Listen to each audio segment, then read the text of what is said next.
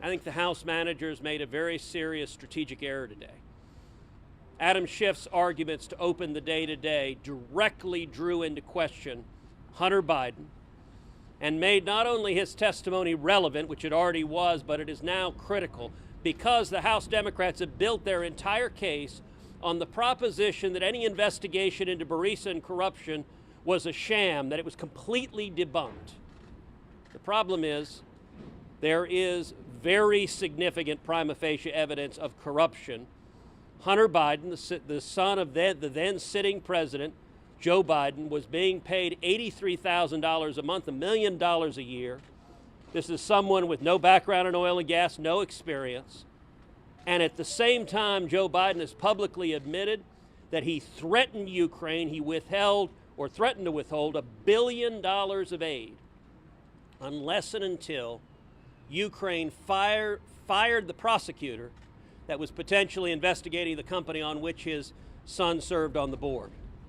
If the House manager's case is based on the allegations of corruption concerning Hunter Biden and Joe Biden being a sham, then it is directly relevant. And I got to say, the need for the Senate to hear the testimony of Hunter Biden and the need for the Senate to grant the White House lawyers the ability to take that testimony has become all the more relevant. One last observation. Yesterday, Representative Nadler threw up great indignation, and he said, out of hundreds of thousands of Ukrainian companies, how can it be that President Trump was just concerned with this one company, Burisma?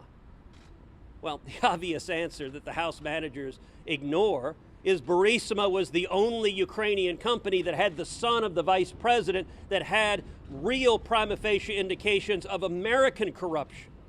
We're not talking about some abstract interest in any sort of corruption that might exist in Ukraine, but if you have a sitting vice president making public policy decisions to benefit his family to the tune of $1 million a year, that raises a serious question of corruption, and a president not only is justified in asking for that to be investigated, but has a responsibility to see that that's investigated. And that was a question not about Ukrainian corruption, but a question about American corruption and Ukraine being integral in helping investigate whether there was, in fact, American corruption. I think we're going to hear another 2.5 days of arguments from the House Democrats, but the longer they talk at this point, the weaker the case is getting.